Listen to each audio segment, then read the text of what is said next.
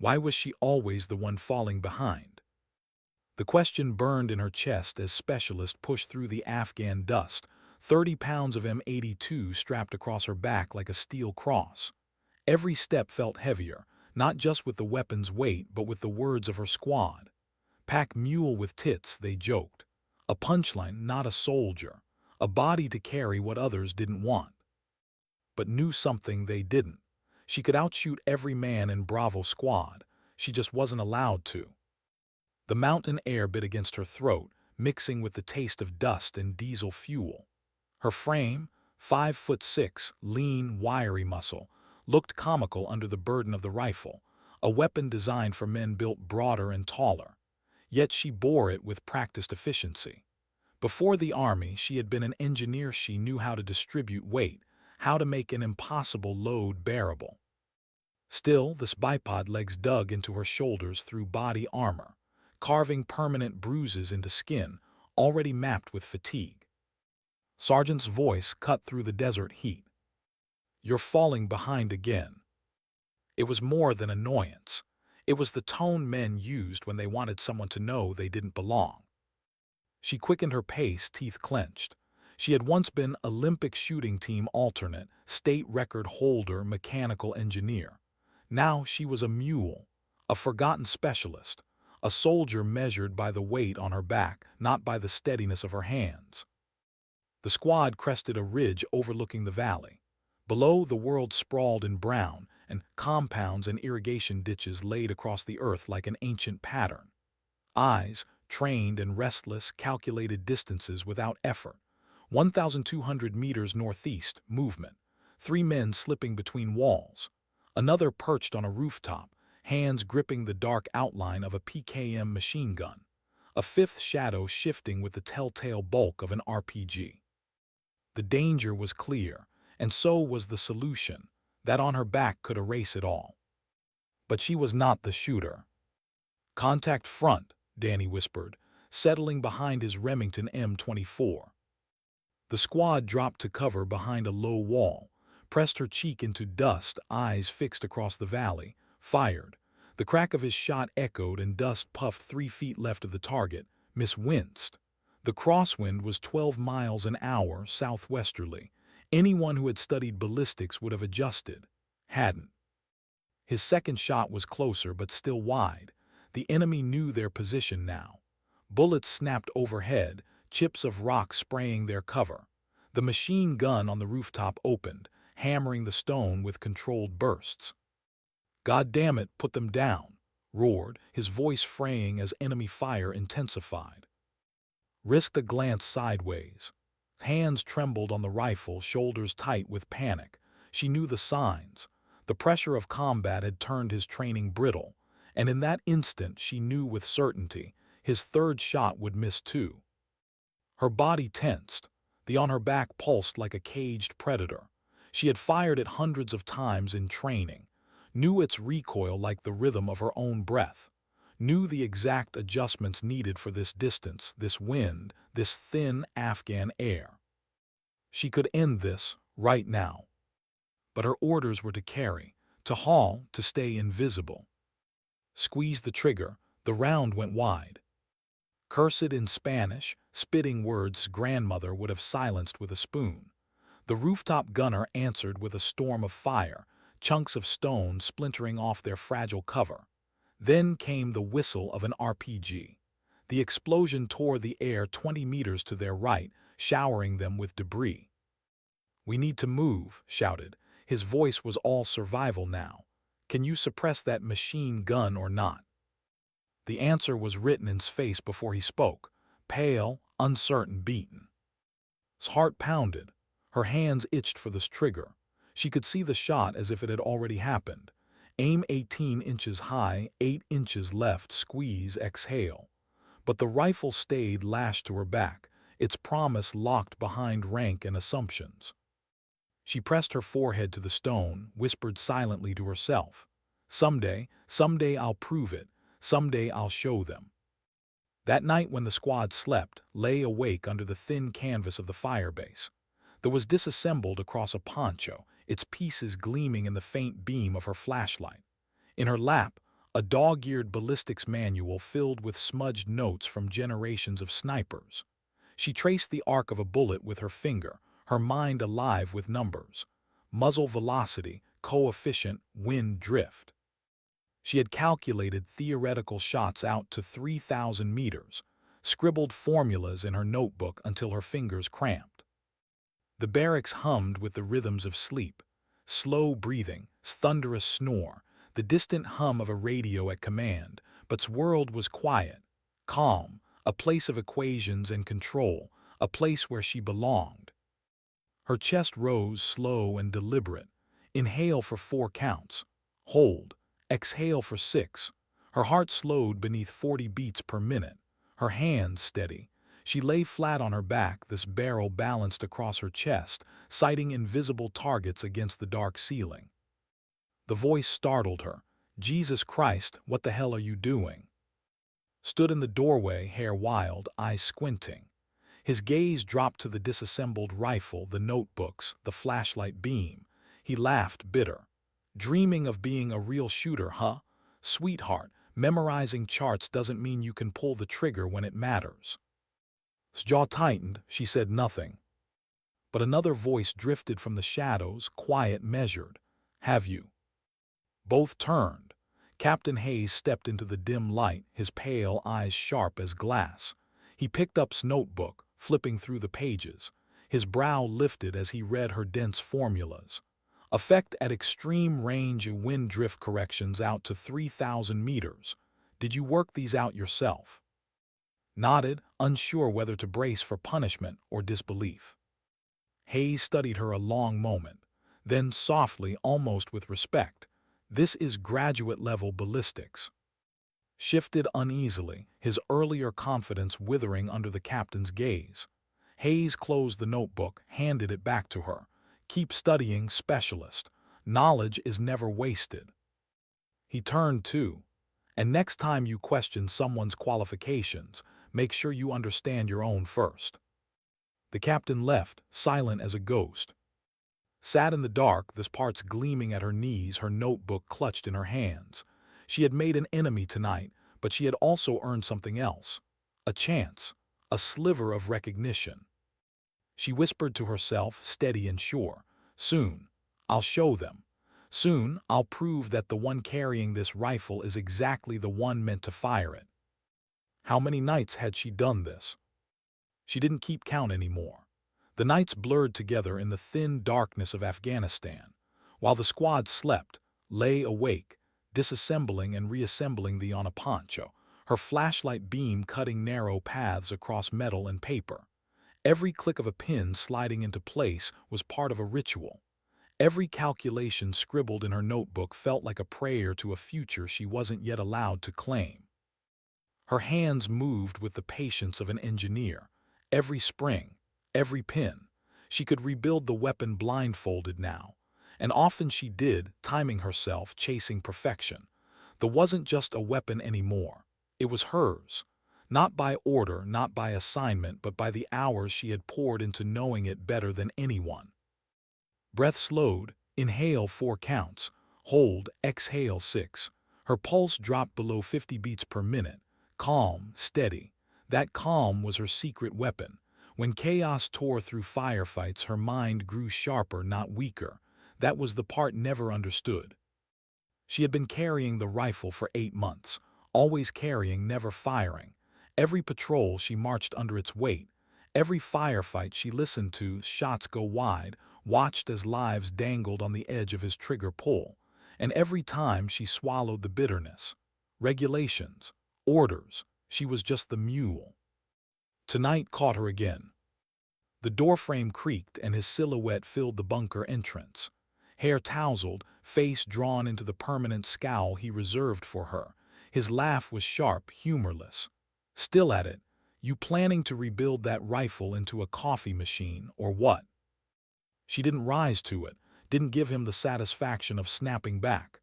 "Know your equipment," she said quietly. "That's what they taught us in basic." "Knowing and doing," he sneered, "aren't the same thing. You can read manuals all night long, sweetheart, But when the first bullet cracks past your ear, all that math won't mean a damn thing. Her jaw tightened. Don't rise, don't give him fuel. But before she could answer, a third voice cut through the tension. Have you? Captain Hayes, silent, steady, standing just beyond the flashlight's circle. His pale eyes caught the beam, cold as river stone. He stepped inside, picked up his notebook. He read it as though it were scripture. Effect at 3,000 meters, temperature corrections, wind drift equations. His brow lifted, almost imperceptibly. Specialist, did you run all of these yourself? Yes, sir. Her voice didn't waver, though her stomach turned. She didn't know if this was the moment she'd be reprimanded or seen. Hayes turned another page, lips pressed thin. Graduate-level ballistics, he muttered. Then, louder, you've done more here than some sniper instructors. Shifted on his feet. Sir, she's just playing around. Numbers on a page don't mean. Hayes cut him off. Actually capable of understanding advanced marksmanship principles. Actually qualified to handle precision shooting. His voice sharpened. I've read both your files. Specialist, Olympic shooting team alternate, engineering degree, calm under pressure. Your file, adequate scores, tendency to choke under stress. Silence fell like a blade. His face burned red. He didn't speak again. Hayes closed the notebook, handed it back to, keep studying. Knowledge is never wasted. His gaze lingered on her, unreadable, before he disappeared into the dark. When he left, stared at her with an expression she'd never seen before. Not mockery, not superiority, something colder. Resentment curdled into hatred. Sat with the weight of it pressing down. She had made an enemy tonight, but she had also earned something else, maybe the first sliver of belief from someone who mattered. That belief stayed with her during the next patrol. The squad pushed through another valley, the air heavy with heat. Diesel smoke from their convoy clung to the back of her throat. Barked orders, pushing them harder than necessary, as if her pace alone threatened their survival. Walked ahead, muttering too, occasionally glancing back with that same poisoned look. She ignored him. Her eyes swept the cataloging distances, angles, kill zones. The on her back wasn't just weight anymore, it was possibility. It whispered to her with every step. They stopped at a small village. Women in faded dresses carried water jugs, their eyes lowered. Children watched with wary curiosity. Caught one boy's gaze, 7, maybe 8 years old. His eyes were ancient, too old for his body. He studied the soldiers the way she studied wind currents, like he was calculating survival. She felt the sting of it. That boy might grow up to hate her, to fight her, or to die from one of Al's bombs. The war had a way of stealing futures before they had a chance to bloom. Later that night, she pulled out her notebook again. Under the dim glow of her flashlight, she ran numbers until her eyes blurred. Distances no one had ever attempted. She scribbled adjustments, formulas, ranges. Out past 2,000 meters. Out to 3,000. It was theory, dreaming. But maybe, just maybe, one day. Her breath slowed again. Calm, precise, steady. The next time saw her working, he didn't laugh. He only muttered under his breath and walked away. But his silence was worse than his words. Silence meant he was waiting. Hayes, though he watched, quietly from the shadows as if taking her measure. His expression gave nothing away but felt it. The shift. The tiniest spark of possibility. And still she carried the mule, the pack horse. The silent soldier no one wanted to notice. But there was something none of them knew. She wasn't waiting to be given a chance. She was preparing for the moment when the world would force one upon her. Why was the room so quiet? The briefing tent was never quiet. Normally, it buzzed with nervous chatter, the rustle of papers, the clink of canteens. But tonight, as satellite photos spread across the folding table, every soldier in the room felt the weight of what they were hearing. Captain Hayes stood at the head, his hand pressed against the grainy image of a compound. His voice carried the gravity of something more than routine orders. We have a once-in-a-lifetime opportunity. Al will be here, Tomorrow, 1400 hours. The name hit like a charge detonating, felt her pulse spike. She had heard the name whispered in every briefing, every patrol.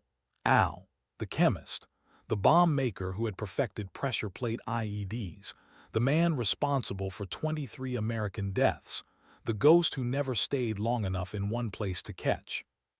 Every soldier knew him, every soldier feared him. Lieutenant Colonel Mitchell, their intelligence officer, stepped forward, laser pointer in hand. His signature devices have a 90% casualty rate. He's trained over 200 bomb makers across 3 provinces. Taking him off the battlefield will save hundreds of lives. The photo blurred before her eyes, but not because she lost focus. She was calculating automatically. Angles, distances, the outcropping to the north concealment elevation. She traced the line to the compound, nearly 3 kilometers, 2,950 meters. Her mind ticked off the adjustments: bullet drop, wind drift, humidity, air density. The kind of numbers she had whispered to herself for months in the dark. Hayes's voice pulled her back. The problem is the compound sits in a valley, Taliban-controlled territory. A direct assault would require a company and cost dozens of lives. Too risky, civilians in the village. This is our window, one shot or nothing. The words hung in the hot, stale air. Primary shooter, Hayes called, turning. Can you make this shot? Every head turned to Danny. He stepped forward, his jaw set. For a moment he looked steady, but knew that look. Knew the twitch at the corner of his jaw, the way his eyes darted to the side. Doubt. He studied the photos, the distance. His lips moved as if silently counting seconds. His shoulders sank. Sir, that's almost 3 kilometers. This effective range is 1,800 for point targets. At 2,950, we're talking bullet drop of over 400 inches. Wind drift pushing it off target by feet. Flight time, almost 7 seconds. He shook his head.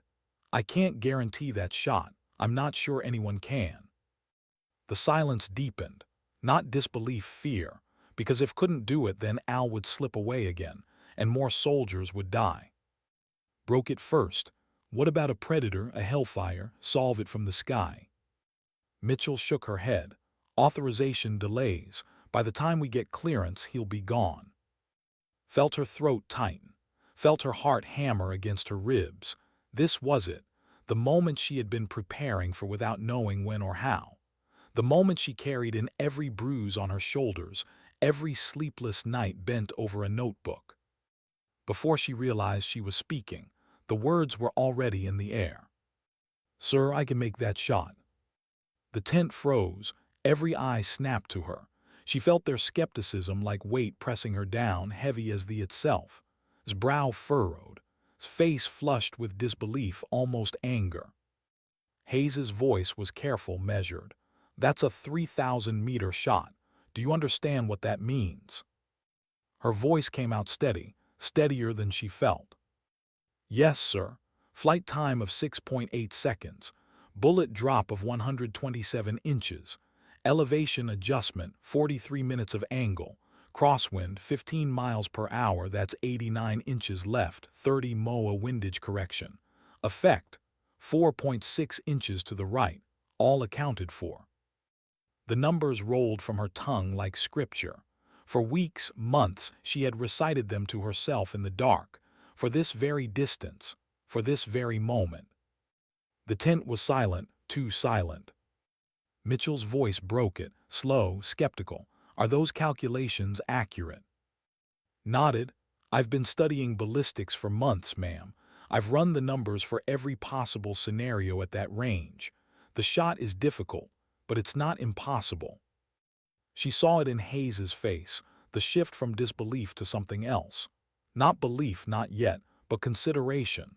The weight of command pressed on him. He had trained, experienced, but defeated by the math. And he had her, unproven, dismissed, but ready. His voice cut sharp, desperate. With all due respect, sir, has never taken a combat shot. This isn't a firing range. If she misses, if she blows it, Al disappears and we lose our only chance. His words cut deep, because he wasn't wrong. She had never fired in combat, never felt the weight of pulling the trigger when it meant life or death. But then faces, flashing in her memory, the soldiers killed by IEDs, the flag-draped coffins, the boy in the village, his eyes too old. How many more would suffer if Al lived? Her voice rose stronger. "Sir, I've been carrying that rifle for 8 months. I know every specification, every capability, every limitation. I've studied until I can calculate trajectories in my sleep. I didn't carry it to be a mule. I carried it to be ready, and I'm ready." The air in the tent turned electric. Hayes's gaze locked with hers. The weight of command decisions pressed between them. "If I give you this shot and you miss," he said slowly, "Al escapes. He builds more bombs. More of our people die. If I don't give you this shot and there's no other way, our people still die." His voice dropped lower, almost a whisper. "Are you absolutely certain you can make this shot?" Didn't flinch, didn't blink. "Yes, sir, I can make the shot." For a heartbeat, no one breathed. Then Hayes nodded once, his decision written in the lines of his face. "Then God help us both, specialist, you're our shooter. How far can 7 seconds stretch?" That question lingered in his chest as she lay prone on the rocky outcropping, the M82 cradled into her shoulder. The weapon's bipod legs bit into the stone like roots clinging for survival. Below, the valley shimmered in the harsh Afghan sun, heat waves rising from the earth like ghostly dancers. 2,950 meters, nearly 3 kilometers. Through her scope, the compound was no more than a cluster of brown shapes against the desert floor. The distance reduced people to shadows, movements to flickers. But in those flickers lay the man who had killed more Americans than she cared to count. The chemist, Al. Lay beside her, spotting scope pressed against his eye. His jaw was tight, teeth grinding. His voice, though professional, carried a sour edge. Winds gusting 12 to 18 from the southwest. Temperature 98 degrees. Humidity 23%. Adjust accordingly. She already had. She had been adjusting in her mind since the briefing. Crosswind 15 miles per hour. Bullet drift 89 inches left. Bullet drop 127 inches. 43 minutes of angle on elevation. 30 on windage. Effect 4.6 inches right. Air density slightly lower at this altitude, meaning the bullet would fly just a hair faster. She turned the scope dials with the precision of a surgeon. Not too much, not too little. The glass responded with faint clicks, each adjustment a prayer whispered to physics. Her breathing slowed. Inhale 4 counts, hold, exhale 6 counts, hold. Her pulse fell in her ears, steady as a metronome. Movement. Spoke low and urgent. Main building, 2 figures on the roof. One matches description, medium height, beard white. Shifted the scope. Heat shimmer blurred the image, turning the man into a wavering silhouette, barely more than a line against the backdrop of the wall. "Can you confirm it's him?" she whispered. Adjusted muttered a curse. "Negative, too much distortion, wait for a clearer view." The minutes dragged, sweat crawling down her spine beneath body armor. Her cheek pressed against the rifle stock, the rubber eyepiece leaving a faint bruise around her eye. The weight settled into her shoulder, heavy, steady, familiar. She waited, breath controlled, heart slow. Then's voice snapped. Their east wall, profile clear, distinct posture, left-hand gestures, that's him. Pulse spiked, but her body remained still. Through her scope she saw him, Al the chemist, hunched shoulders, left hand flicking as he spoke, a living target at the edge of impossibility. "Positive identification," confirmed, his voice tight. "Range 2950 meters, wind steady at 15. Ran the math again, every number flashing like scripture. 127 inches drop, 89 inches drift, 43 MOA elevation, 30 MOA windage, 4.6 inches right, adjust, adjust, adjust." Her crosshairs settled not on the man but on empty air, 30 feet above, 7 feet to the left. To anyone watching, it looked insane, like she was aiming at the sky itself. But she wasn't aiming at where he was. She was aiming at where he would be, 6.8 seconds from now, when physics and destiny converged. Her world shrank. The voices of the squad faded. The war itself faded. There was only her heartbeat, her breath, the weight of the trigger beneath her finger. His whisper came like a ghost. Target stationary, clear shot, wind holding steady. His breath stilled, her heart slowed to silence, time bent. She squeezed. The roared, a thunderclap ripping the still air. The recoil slammed into her shoulder, a sledgehammer she had trained to absorb. Dust rose around her, but she didn't flinch. Her eyes stayed on the scope. The bullet leapt into the sky, copper-jacketed, 2,799 feet per second. Gravity pulled. Wind pushed. The Earth's rotation nudged. Invisible forces bent its path like unseen fingers guiding destiny. 6.8 seconds. Each one an eternity. 1 second barrel heat, recoil fatting, her breath still held. 2 seconds, bullet streaking above the valley. Physics engaged in silent war. 3 seconds, wind shear tugging sideways, the round curving subtly. 4 seconds, the chemist's companion still unaware, still speaking. 5 seconds, her heartbeat returned, one solid thump. 6 seconds, the silhouette in her crosshairs shifted weight, shoulders rolling. 6.8 impact. Through her scope she saw it, Al's body folding, collapsing into himself like a marionette with cut strings. No scream, no time, just the sudden, brutal silence of a man erased by mathematics and will. For a breath, the world was still. Then chaos erupted in the compound.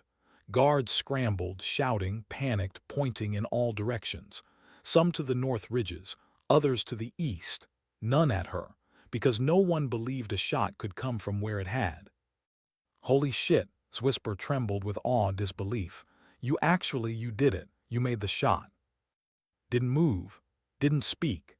Her eyes stayed pressed to the glass, watching the chaos ripple outward, her chest still caught in the silence of those 7 stretched seconds.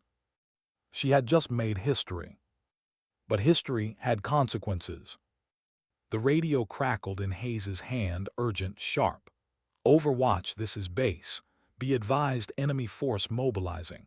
Estimate 200 fighters, multiple vehicles.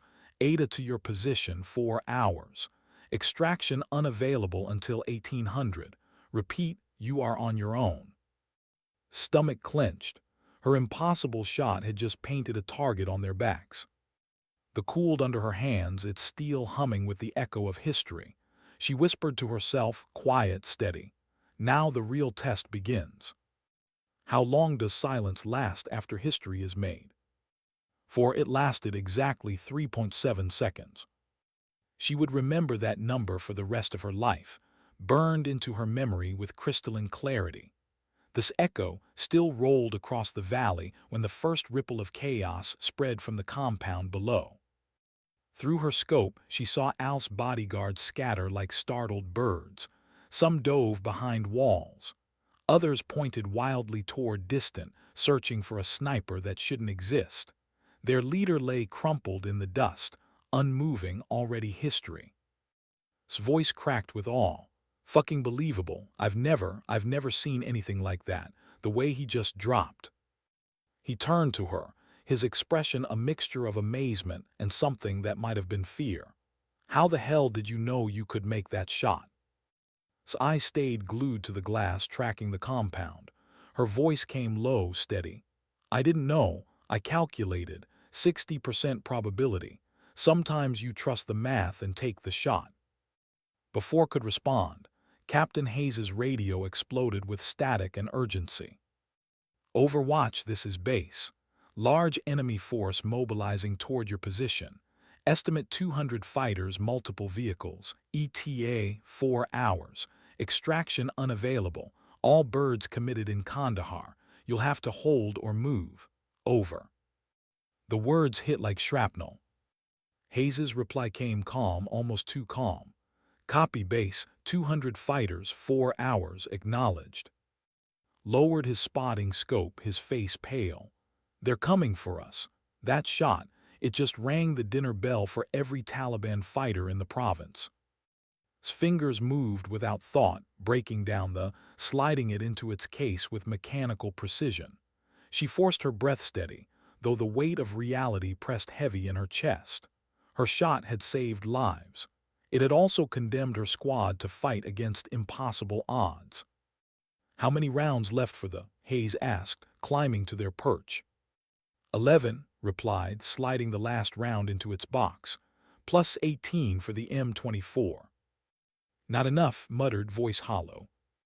Hayes scanned the valley with binoculars, his jaw set hard. We make it enough. The mountain slope offered both gift and curse. Natural choke points, rock outcroppings, places to slow and advance, but no heavy weapons, no reinforcements, just rifles and grit. His voice crackled over comms. Contact, northeast, scouts with vehicles, 12 fighters, maybe more. Dropped prone, snapped the back into place. The rifle's weight pressed into her shoulder like an anchor, familiar and grounding. She sighted in. Lead vehicle, a pickup with a mounted DK machine gun, bounced across the terrain. Range 1,200 meters. Moving target, she whispered. She tracked the erratic motion, calculating lead time, the roared recoil punching through her chest. Through the scope, she saw the round tear through the engine block, the truck seizing in an instant. Fighters spilled out, scrambling for cover. Target neutralized, she reported, already shifting her scope. For a heartbeat there was relief. A heartbeat, but the radio snapped again with its voice. More vehicles inbound, multiple columns, they're fanning out. The sky began to change. A hollow thump, then another. Mortar rounds. The first exploded 50 meters short, the mountain shaking. Shards of rock peppered their cover. His throat tightened. Mortars. If the enemy got their range, their perch would become a tomb. Hayes's voice came firm, commanding. Can you hold the main trail with the... Yes, sir. North approach, keep them pinned, flank defense. We make this ridge cost them blood. His hands moved fast, chambering another round. She adjusted, tracked, breathed. Through the glass she watched the enemy spread, their black flags fluttering faintly in the heat shimmer. They were coming with intent, with fury, with numbers. The first technical crested the rise. Exhaled, squeezed.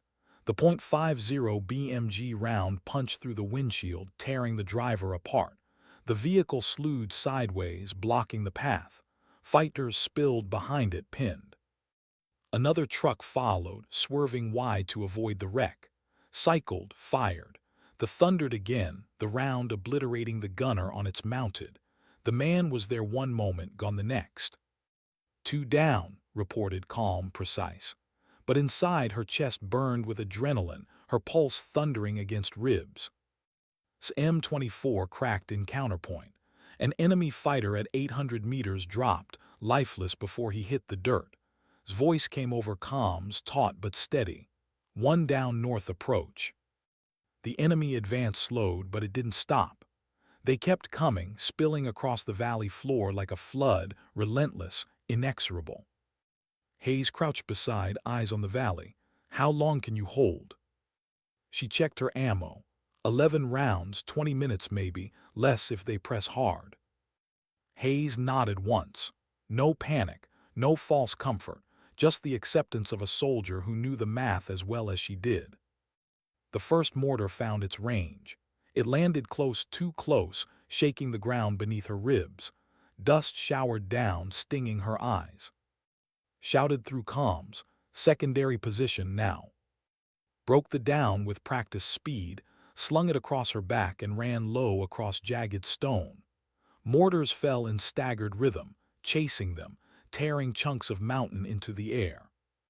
She slid into her new nest, snapped the bipod into place and sighted. The lead column was pressing hard now, fighters surging around stalled vehicles. Her finger found the trigger again. The answered. 1 man down, then another. Her rhythm steadied, inhale, hold, exhale, fire. The world shrank to the crack of recoil, the thunder in her chest, the distant figures falling one by one. 17 confirmed kills, 2 technicals destroyed, a mortar crew silenced by a round that tore through both weapon and men alike. But the enemy kept coming. They always kept coming. Her ammo count dropped, 11 rounds, then 9, then 5. Each spent case gleamed like a reminder this couldn't last. "Sir," she said over comms, voice tight, "at this rate, 20 minutes before I'm dry." The silence that followed was worse than the gunfire, because she knew Hayes was running the math in his head too. Her shot had made history, but now survival was all that mattered. Why did the fluorescent lights feel harsher than the Afghan sun? Sat stiff-backed at the long table, dress uniform crisp despite the sweat gathering under her collar. The room hummed with the low drone of air conditioning, the scratch of a court reporter's pen. Across from her sat Colonel Stern, her face cut sharp with the kind of authority that brooked no hesitation. The war was hundreds of miles away now. No dust, no rifles, no heat shimmer across scopes, but felt more exposed here than she ever had on the of Helmand. "Specialist," Colonel Stern began, her voice clipped, "you stand accused of exceeding your assigned duties. You were designated to carry equipment. You were not authorized to fire. Yet you engaged a target outside your role and, according to your own testimony, beyond the effective range of the M82. How do you respond?" Fixed her gaze on a point 6 inches above the colonel's head. A trick drilled into her in basic, keep bearing, don't flinch. Her voice came steady. "Ma'am, I engaged a high-value target when the designated marksman was unable to make the shot. My actions were consistent with the mission objectives and the immediate tactical situation." Stern's eyebrows lifted just enough to cut. "Consistent with objectives. Specialist, your mission was to carry equipment and maintain communications. At no point were you authorized to fire." The silence that followed was heavy. 5 officers lined the table beside Stern, their faces a spectrum of skepticism to hostility. Only one, at the far end, sat quiet with something unreadable in his expression. Captain Hayes. "Ma'am," said carefully, "the rules of engagement authorize any soldier to engage when American lives are at risk. Sergeant had already declined the shot. If Al escaped, more lives would be lost." "You are not a sniper," Stern snapped. "It was his decision to make, not yours." The words cut because they were true. She wasn't a sniper. She wasn't even supposed to fire. By regulation, she was guilty. But what had regulations ever stopped? The door opened. A major entered, handing a sealed envelope to Stern. She broke it with the precision of ritual, her eyes scanning the papers inside. Her voice shifted, not softer, but touched with something new. Doubt. "This is the official ballistics report from the Army Marksmanship Unit. The shot distance has been confirmed at 2,950 meters using GPS and laser rangefinders. Trajectory, wind, environment all. The experts conclude this represents the longest confirmed sniper kill in history." The room stirred. Stern read further. "They estimate probability of success at less than 30%, even for an expert marksman. They describe the shot as a remarkable demonstration of skill and technical knowledge that pushes the limits of current weapon systems." Kept her face neutral, but inside heat bloomed in her chest. Not pride, vindication. Numbers didn't lie. She hadn't been reckless. She had been right. The door opened again. Sergeant entered, dress uniform neat, a fresh Purple Heart pinned to his chest. He walked with a limp, shrapnel's cruel reminder of the battle that followed her shot. "Sergeant," Stern addressed, "you were the designated marksman. What is your assessment of specialist actions?" Stood at attention, his face tight but stripped of old resentment. Combat had burned that away. His words were plain. "Ma'am, specialists saved our lives, not just with the Al shot, during the entire withdrawal. 17 confirmed kills at over 1,500 meters, 2 technicals destroyed, a mortar team silenced. Without her, none of us would made it out. Stern leaned forward. Are you saying she performed better than you would have? The answer came without hesitation. Yes, ma'am. Absolutely. I couldn't have made that shot. I couldn't have held as steady under fire. She is the best marksman I've ever seen. The silence that followed was sharper than gunfire. Throat tightened, emotion pressing at the edges. For months had mocked her, doubted her, resented her. But here, under oath, he told the truth. Captain Hayes was called next. His testimony was calm, measured, devastating in its clarity. He described her midnight calculations, her calm under fire, her initiative when others froze. Specialists didn't just fire a shot, he concluded. She showed initiative, leadership, and combat effectiveness that saved lives. By the time he finished, the officers' faces had shifted. Skepticism had softened to something closer to awe. Even Stern's mask cracked, if only for a moment. Outside, voices buzzed. Reporters, cameras, someone had leaked the story. The world beyond the conference room was already catching fire. Stern closed the folder, hands clasped. Specialist, your actions were technically insubordinate, but your results speak for themselves. Al's death disrupted Taliban operations across 3 provinces. Intelligence estimates dozens, perhaps hundreds of lives saved. This court finds that while you exceeded your role, your actions were consistent with mission objectives. No disciplinary action will be taken. Relief threatened to wash over, but Stern wasn't done. However, your demonstrated marksmanship suggests you may be better suited elsewhere. I am recommending immediate transfer to sniper school with MOS reassignment upon completion. Do you accept? The weight of it settled on her shoulders heavier than they ever had. A door had opened, one she had carried in silence for months. She nodded once, voice quiet, "Yes, ma'am." When she left the room, the corridor exploded with cameras, flashes, shouted questions. How did you make the shot? What does this mean for women in combat? Do you think you'll be a symbol? She kept walking, eyes forward, shoulders square. She hadn't done it for symbols. She had done it because someone had to take the shot. And she had been carrying the rifle all along. When did her story stop being hers? The question haunted as she stepped out of the inquiry room into the blaze of cameras. Flashes cracked like mortar fire. Reporters' voices collided in a storm. Specialist, how far was the shot? Do you believe this proves women belong in combat? What would you say to young girls watching tonight? She didn't answer, she didn't slow. Her boots carried her through the gauntlet, head high, eyes locked forward, but inside her stomach turned. She hadn't joined the army for this. Not to be a headline, not to be a debate. At the barracks that night, she lay on her bunk staring at the ceiling. The others snored or whispered, but she stayed awake. The wasn't on her back anymore, but the weight hadn't lifted. If anything, it had grown heavier. Her phone buzzed with messages she hadn't asked for. Journalists, politicians, strangers calling her a hero, others calling her reckless. Some didn't see her as a soldier at all, only as a woman who had broken an unspoken rule. She turned the screen face down. 2 weeks later, she reported to sniper school. The Georgia humidity clung to her uniform like a second skin. The ranges stretched endless, green instead of brown, but the air was the same, tense, alive with the thrum of ambition. Men eyed her when she walked past, some with curiosity, others with resentment. She knew those looks. She'd seen them before in Bravo Squad. But when the targets fell, one after another, at distances others considered impossible, the looks shifted. Resentment bled into silence, curiosity into respect. And still, she said nothing.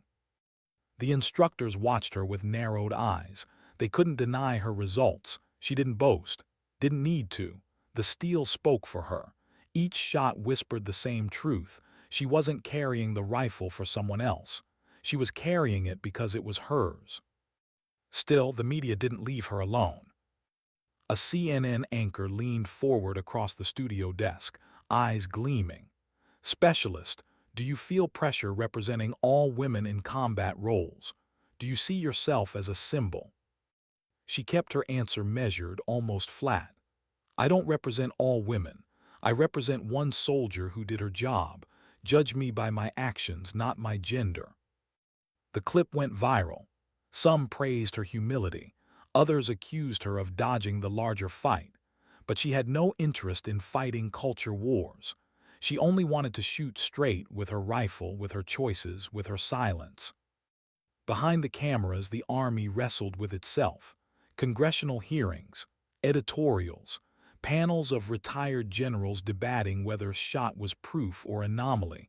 Some saw her as a breakthrough, others as a threat to tradition.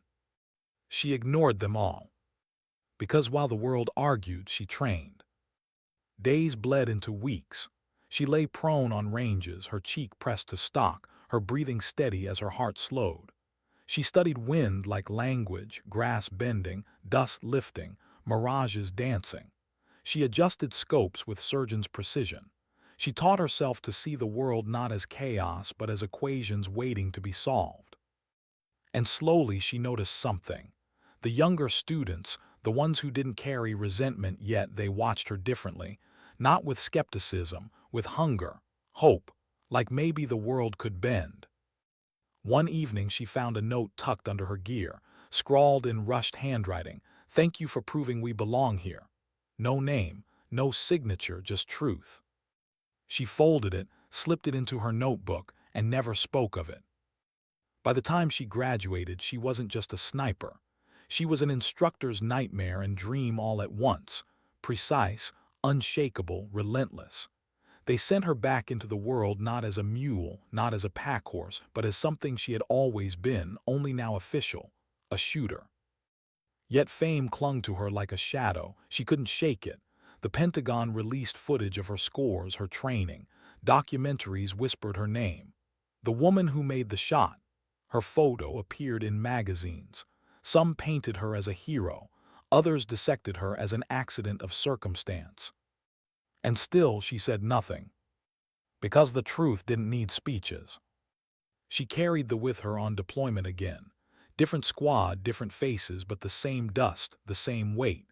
This time, no one laughed when she strapped the steel cross across her back. No one called her a mule. They called her shooter.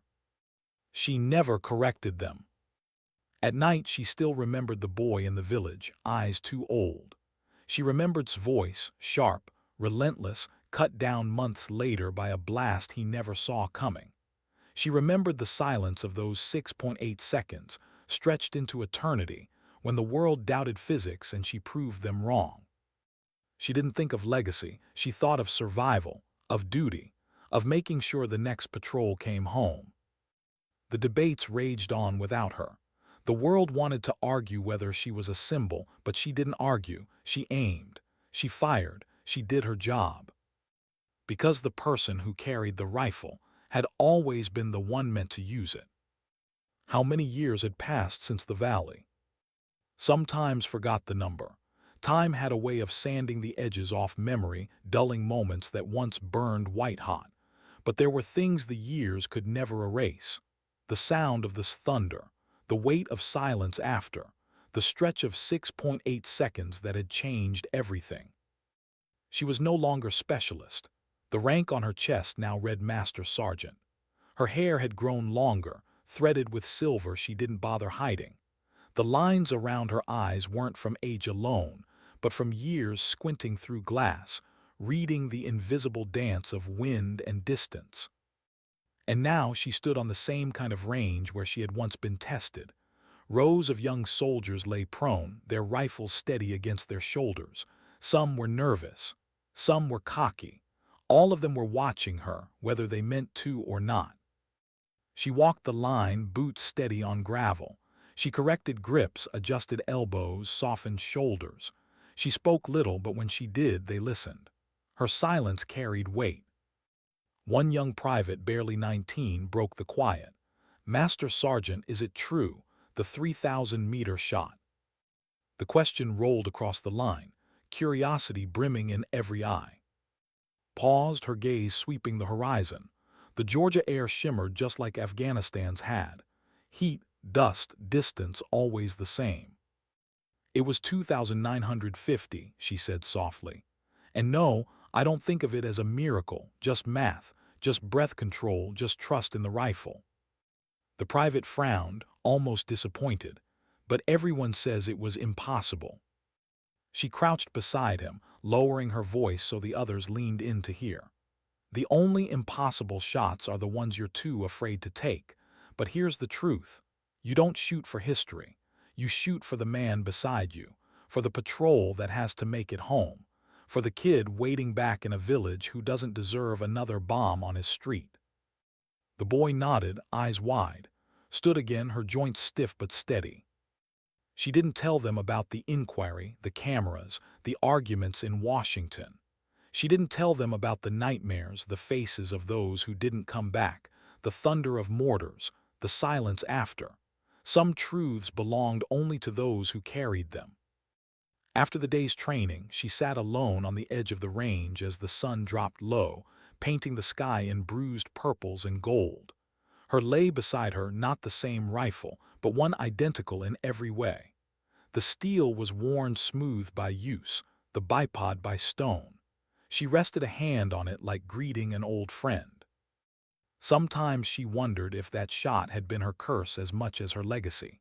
It had opened doors, but it had also chained her to a story that wasn't hers to tell anymore. To the world, she was the woman who made the shot. To her soldiers, she was just Master Sergeant, and maybe that was enough. She pulled a folded scrap of paper from her breast pocket. The ink was faded now, the handwriting rough and rushed. "Thank you for proving we belong here." She smoothed it flat against her knee, remembering the first time she found it tucked under her gear.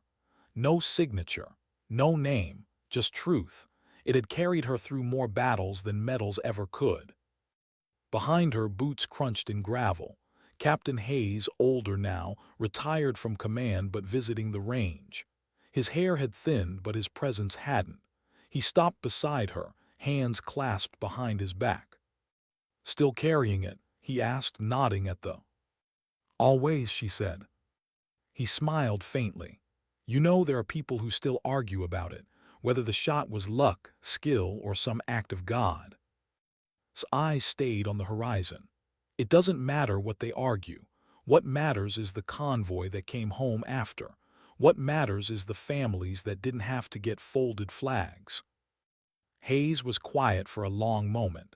Then he said, "You've done more than prove yourself. You've proven what was possible." She didn't answer. She didn't need to. As the sun dipped lower, the range fell into shadow. She thought again of the boy in the Afghan village, eyes too old for his years. She thought of his voice, sharp and unyielding. She thought of the silence stretched between the crack of the rifle and the fall of her target. And she thought of the burden every sniper carried. That history was written not in glory, but in the stillness of breath, the steadiness of hands, the willingness to act when no one else would.